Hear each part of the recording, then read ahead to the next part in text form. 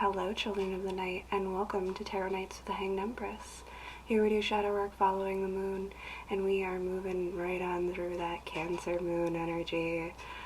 The storm, the isolation, it feels like just a vast space now. We've become comfortable in our uncomfortability and made ourselves small enough to observe how much space and distance we have given everything, and it's just a really weird, interesting shift in perspective.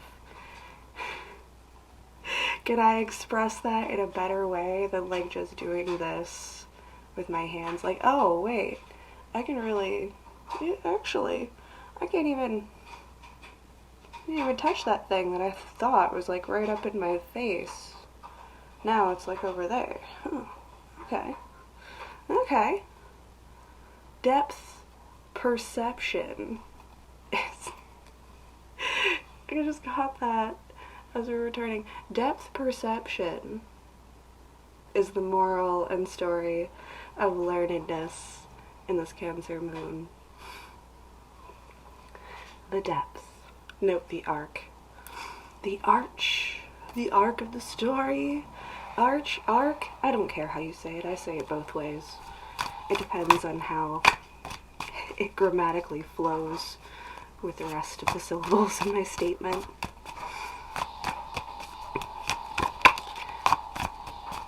The change applies meaning.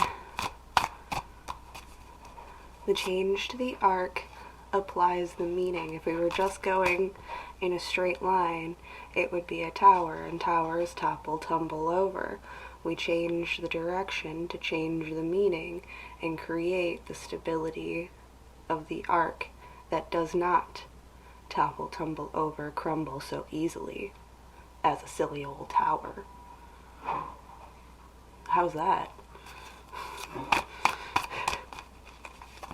Didn't pull the card yet. That was fun. Good times, kids. We'll see you next week. Don't you dare go anywhere. Don't you dare go anywhere, but don't you dare come closer either.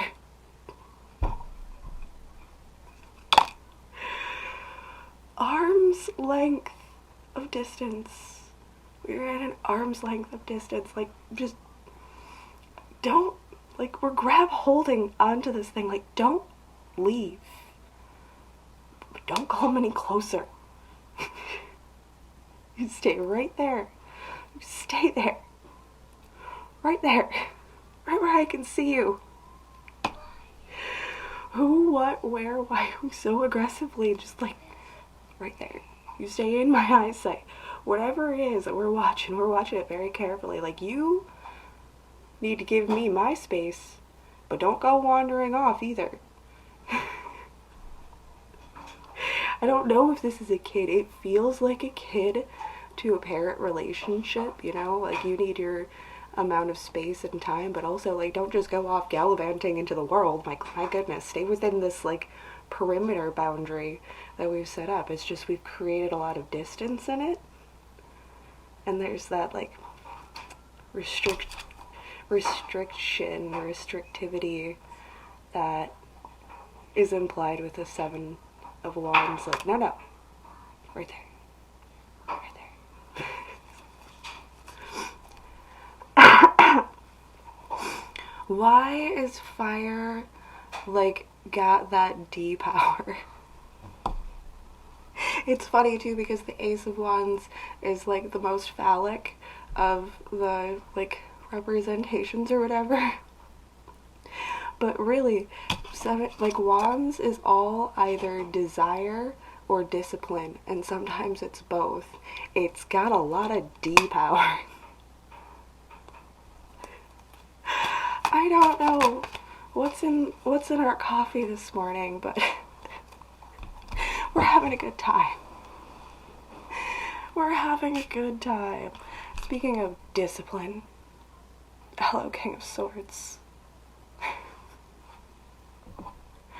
What's up?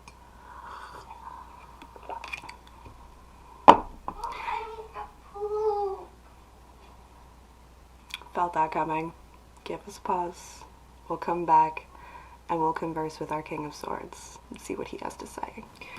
Well, that did not cure any of the silliness or immaturity that I have brought into this space, but just the tip. That King of Swords, you get it's the point.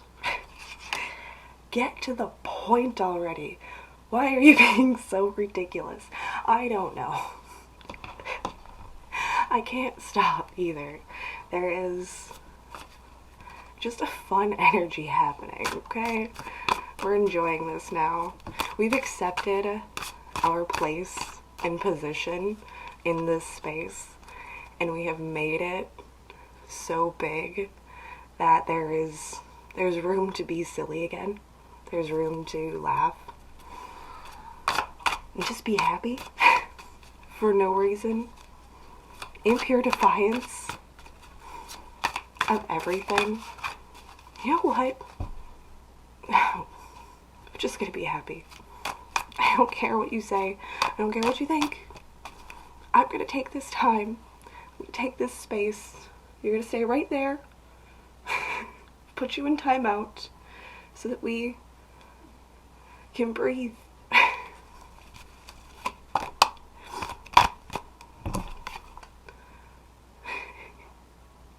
The air.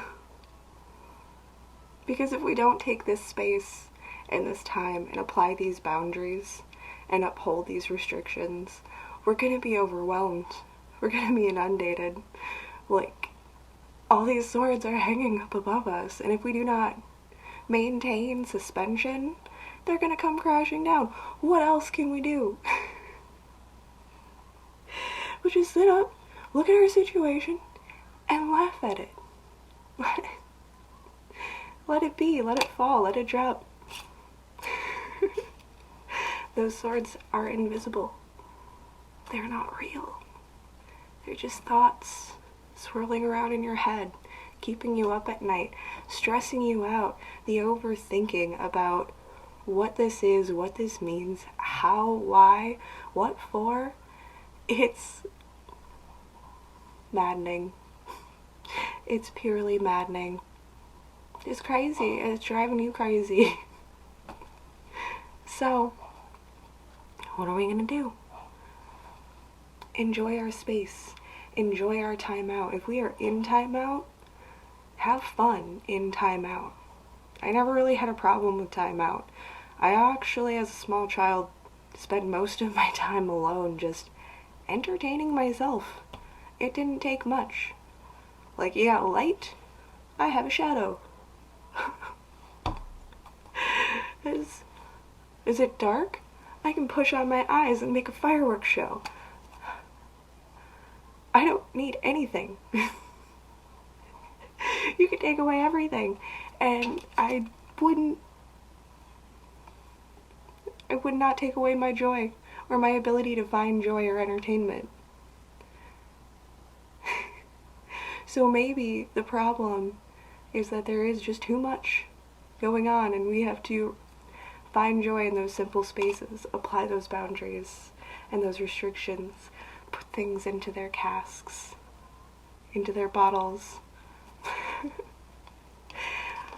The restrictions, the chokeholds, the aggressive or stern, I don't want to say aggressive, I want to say stern boundaries applied. We're just being rigid at this time because it's necessary. If we don't apply this, it's not gonna go good. It's not gonna go great. It's not gonna be good for our mental health to not implement these boundaries at this time and just enjoy your space. It's not that I need you to, like, go all the way out there, but, like, stand back for a second, though. Okay? I need some room to breathe. Oh! Gemini, I was talking about the uncorking. Cancer. We're getting into the pouring of the glass. And before that you drink that first pour, you want to let it breathe. You want to actually let your wine oxidize and get familiar with the new atmosphere in order to get the best flavor palette from the wine. So now we need to let it breathe. Just let it breathe. Okay. Let's just get reacclimated to the environment. Very Cancerian. And be okay. Hey!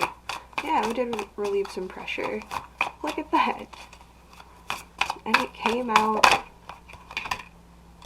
so nicely.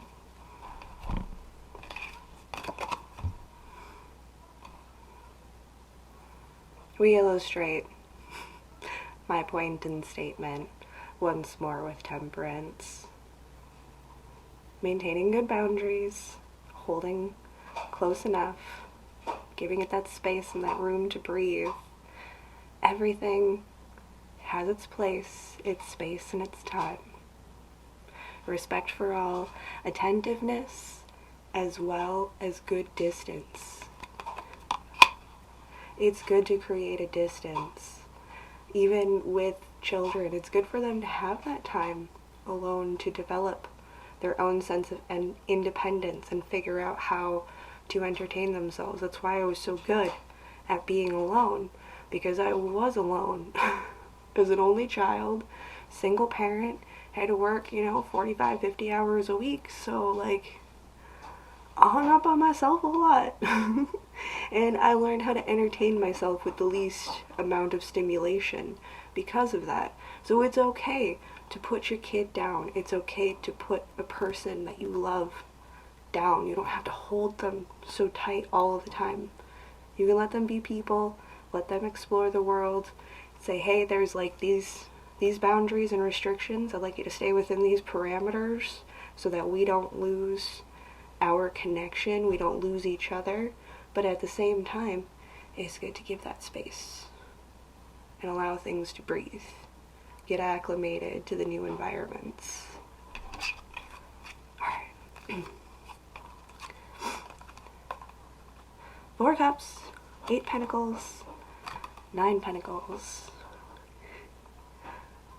Okay. Illustrate. It was face down, I swear.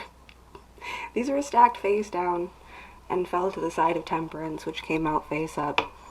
I need like an above viewpoint vantage thing. Like I could do that like with my phone or something, like suspend it and then we could like cut in the table. That'd be cool.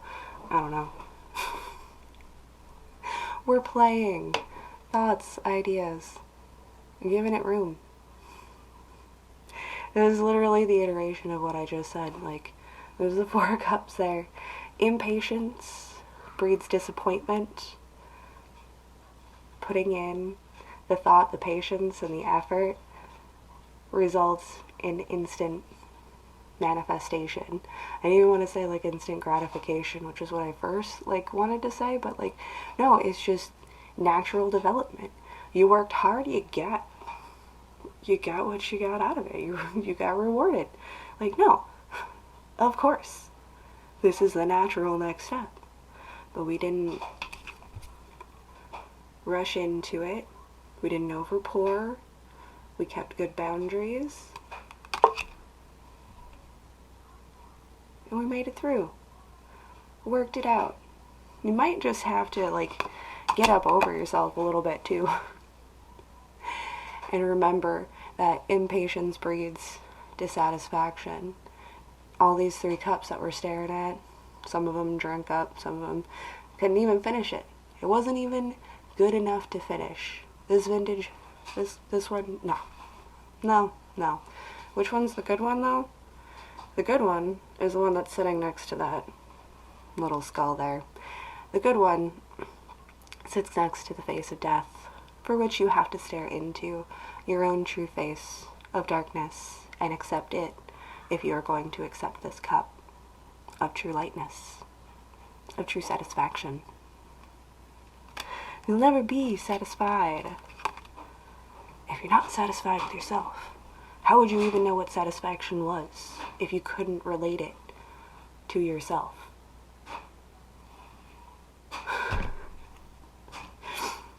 Just a thought.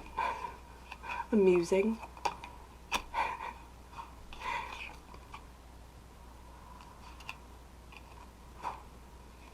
Okay, I'm looking at this 8 of Pentacles and this 9 of Pentacles. And I also got, like, he works hard for her success. He puts in his effort to grow and expand her. She's not like a queen. She's like a dame, a lady, you know, her estate. Yeah. He works hard for her estate, her establishment, and what she grows from what he gives her, because she is the abundance and bounty that is applied to his hard work. Every pentacle that he puts in, she increases the return, and that is the good and natural balance between masculine and feminine, and this is internal as well as external. However the representations apply for you. Neat. Trying to slow down. I know. I talk fast. I work fast. My brain's always going a million miles a minute, and I end up catching and like reading myself on top of my reads, and I want to do more. I always think I can do more. We always think that we could do more and take on more, but is more really the answer? Is having more stuff to do really the answer? Or is it doing the stuff that needs to be done in order to multiply and grow that? And let the abundance happen naturally from the more focused work and intentions that we are placing, rather than trying to hold the intentions of the entire world around us as if it was our responsibility and our accountability, and trying to take on more than we actually need. That's not going to fix the problem. Putting the work into those smaller, finer areas of life and letting that multiply naturally. Again, it happens overnight. You don't even notice or see it coming, and that's what makes it seem so miraculous, because you're focused on just this one job that you're doing. You're just hammering in a nail, one after another. It's the same job, it's repetitive, it's small, but every time you do it, your structure becomes bigger and more sound and starts looking more like an actual building. Now we have a home. We have a space. We have a place. Look at that. Work with nature and not against it, kids. Pay attention to the time of the year. Now it's time to start planning and plotting our gardens, thinking about what we want to grow and where, and maybe starting some seeds inside where it's warm while we wait for everything to be ready for us to till the ground and grow. It's quiet time. Enjoy the vast space of this Cancer moon. Play in it. Allow yourself to feel free. Put down the burdens and know that the work's going to be there on the other side for you, and you'll know exactly what it is that you need to pick up after you take your space. Thanks, kids. Have a fantastic moon. We'll see you next time.